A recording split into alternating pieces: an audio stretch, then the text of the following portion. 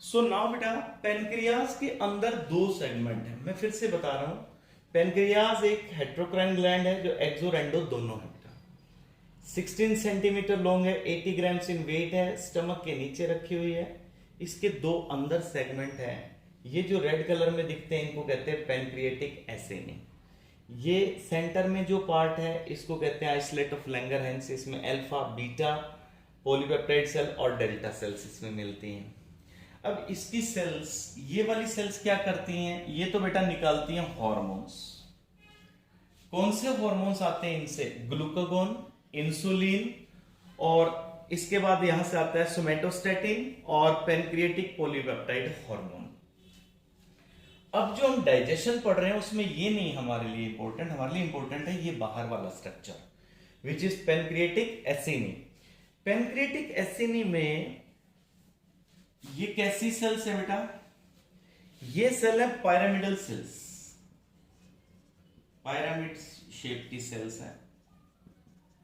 ये सारी अपना सिक्रेशन यहां डालती हैं सेंटर में। सेंटर में जो छोटा सा स्ट्रक्चर आपको दिख रहा है विच इज पेनक्रिएटिक डक्ट्यूल। पेनक्रिएटिक डक्ट्यूल, और सारे पेनक्रिएटिक डक्ट्यूल ज्वाइन करके क्या बनाते हैं? Main pancreatic duct. और वो कहां लेके जाते हैं सिक्रेशन? डुओडेनम में। ये हम पहले ही पढ़ चुके हैं।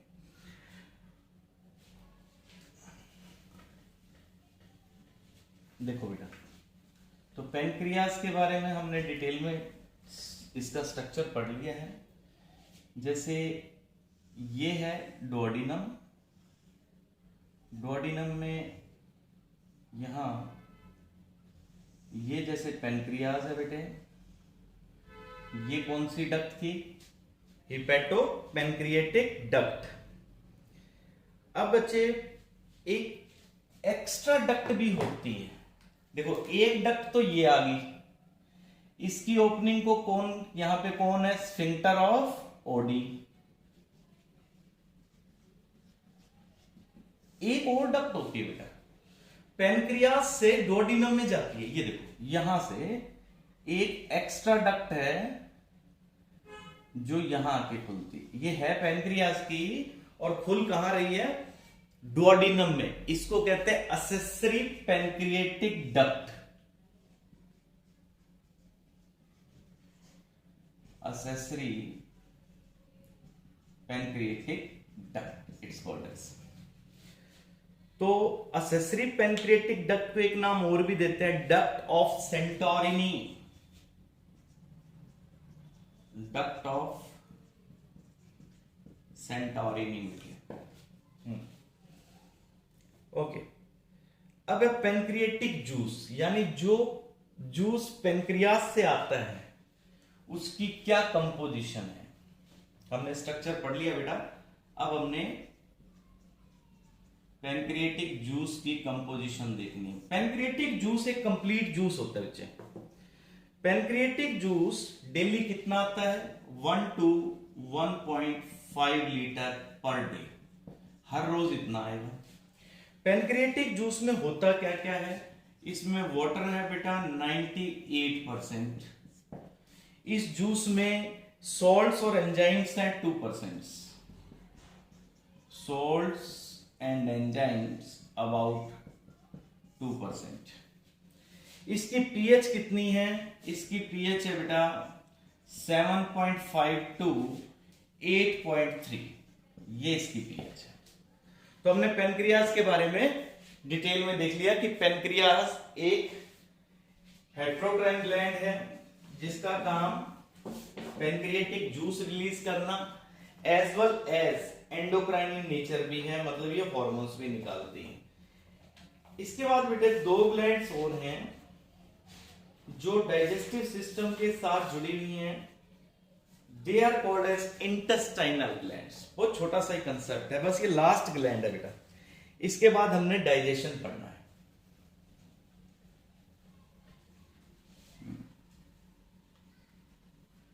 Intestinal glands,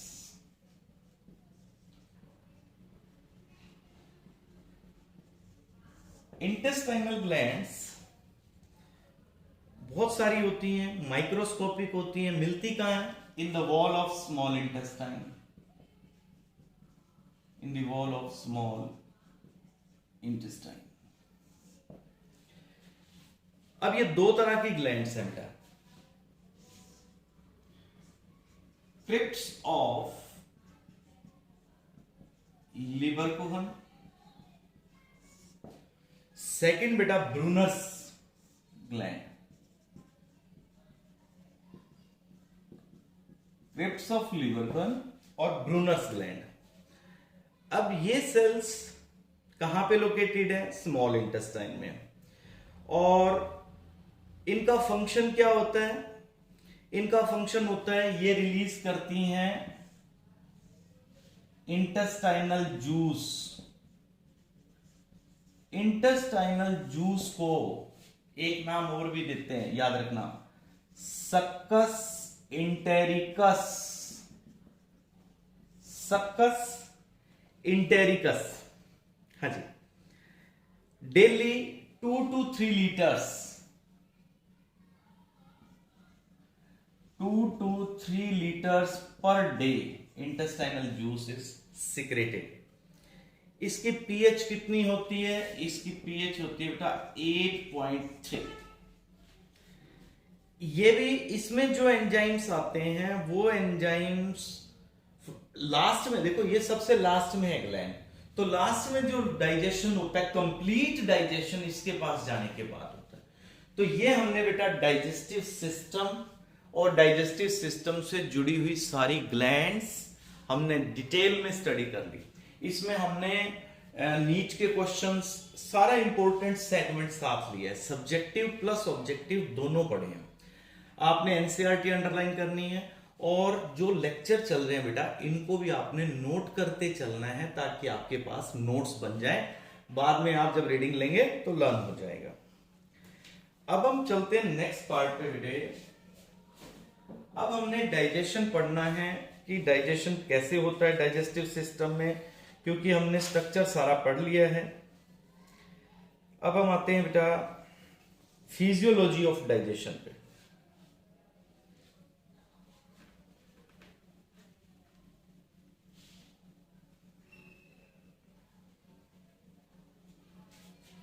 physiology of digestion,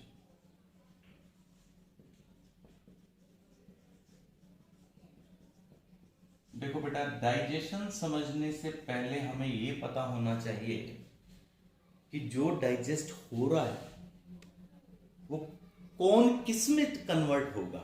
देखो बच्चे, हमारे फूड में मेनली क्या क्या कॉन्स्टिट्यूएंट्स होते हैं? देखो, एक तो हमारे फूड में मेन तो होता है बेटा कार्बोहाइड्रेट्स। सेकेंड हमारे फूड में क्या होता है बेटा? हमारे फूड में होते हैं फैट्स। थर्ड हमारे फूड में प्रोटीन्स। फोर्थ हमारे पास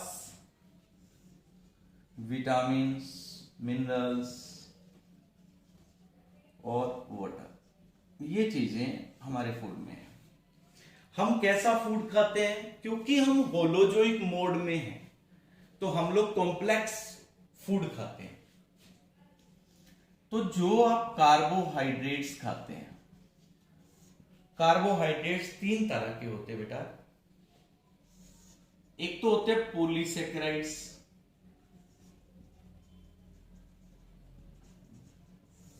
जो बड़े कार्बोहाइड्रेट्स हैं। उसके बाद उससे छोटे आ जाएं तो डाइसेकेराइड्स, जिसमें 2 सेकेराइड यूनिट हैं। और उससे भी छोटे होते हैं बेटा सबसे सिंपल मोनोसेकेराइड्स। अब मेन हमारे फूड में क्या होता है? पॉलीसेकेराइड्स। उसको हम डाइजेस्ट करेंगे डाइसेकेराइड्स में, and then this disaccharide get digested to monosaccharides. So polysaccharides हम क्या फूड में रखते हैं बेटा? स्टार्च। स्टार्च के बाद ग्लाइकोजन। सेलुलोज हमारे अंदर डाइजेस्ट नहीं होता, तो सेलुलोज हमारे अंदर डाइजेस्ट हो ही नहीं रहा। डाइसेकेराइड्स में देखो, आपने पॉलीसेकेराइड्स खाए, वो डाइजेस्ट होके कन्वर्ट होंगे डाई में, और डाई कन्वर्ट होंगे मोनो में। तो डाई में क्या क्या है बेटा, माल्टोज, सुक्रोज और लैक्टोज। और ये कन्वर्ट किस में होंगे, सिंपलेस्ट फॉर्म में, ग्लूकोज, गैलेक्टोज और फ्रक्टोज में। तो अब जब हम डाइजेशन पढ़ेंगे तो आप देखेंगे कि जो पॉलीसैकेराइड्स आप खा रहे हैं उनको बॉडी किस में कन्वर्ट कर रही है, डाई में, and di get converted to mono. तो मतलब डाइजेशन यहां से शुरू होगा और इन पे पूरा हो जाएगा। सेकेंड बेटा जो आप खाते हैं फैट्स, अब फैट्स जब डाइजेस्ट होते हैं तो कौन किस में कन्वर्ट होगा, देखो बच्चे, फैट्स जो होते हैं, फैट्स के अंदर एक मॉलिक्यूल है ग्लिसरॉल का, उसके साथ जुड़े हुए होते हैं बेटा 3 फैटी एसिड, 3 फैटी एसिड इससे जुड़े होते हैं। तो जब आप फूड खाते हैं तो ये खाते हैं, इसको क्या कहते हैं, ट्राइग्लिसराइड। जब इसकी डाइजेशन होती है तो ये किस में कन्वर्ट हो जाता है, इसका एक फैटी एसिड टूट जाएगा और बच जाएगा बेटा ग्लिसरॉल, और उसके साथ जुड़े हुए 2 फैटी एसिड बच जाएंगे और एक फैटी एसिड अलग हो जाएगा, ये फैटी एसिड अलग आ गया। तो ये किस में कन्वर्ट हो गया बेटा, डाइग्लिसराइड में। फिर डाइजेशन होगी, फिर किस में कन्वर्ट हो जाएगा, ग्लिसरॉल के साथ अब क्या रह जाएगा, एक सिंगल फैटी एसिड, और एक फैटी एसिड और रिलीज हो जाएगा। एक बार फिर डाइजेस्ट होगा और ये कन्वर्ट हो जाएगा ग्लिसरॉल प्लस फैटी एसिड में। तो इसका मतलब जब भी फैट्स डाइजेस्ट होंगे, first they are triglyceride, they get converted to diglyceride, and diglyceride get converted to monoglyceride, and monoglyceride further into glycerol plus fatty acids। तो ये डाइजेशन होगी। थर्ड है बेटा प्रोटीन्स। प्रोटीन्स में जब डाइजेशन होगी तो सिंपल, प्रोटीन्स में क्या अल्टीमेट प्रोडक्ट आ जाएगा, हमारे पास आ जाएगा अमीनो एसिड्स, पेप्टोन्स बनेंगे और अल्टीमेट हमारे पास अमीनो एसिड आ जाएगा। तो आपने डाइजेशन जब आप पढ़ेंगे, अब आप नेक्स्ट टॉपिक जब पढ़ेंगे तो अब आपको समझ आ जाएगा कि हमने किसको डाइजेस्ट करवाना है, पॉलीसैकेराइड टू मोनोसैकेराइड्स, और फैट्स में triglyceride to glycerol plus 3 fatty acids में, and when proteins get digested ultimate product is amino acids. So यहां तक आपने अंडरलाइन लर्न करना है और अपनी फेयर नोटबुक में नोट करना है बेटा इसको। और अब अगला हमारा कंसेप्ट आ गया फिजियोलॉजी ऑफ डाइजेशन, बस उसके बाद डिजीज और चैप्टर कंप्लीट हो जाएगा। ठीक है बेटा, thank you, have a nice day.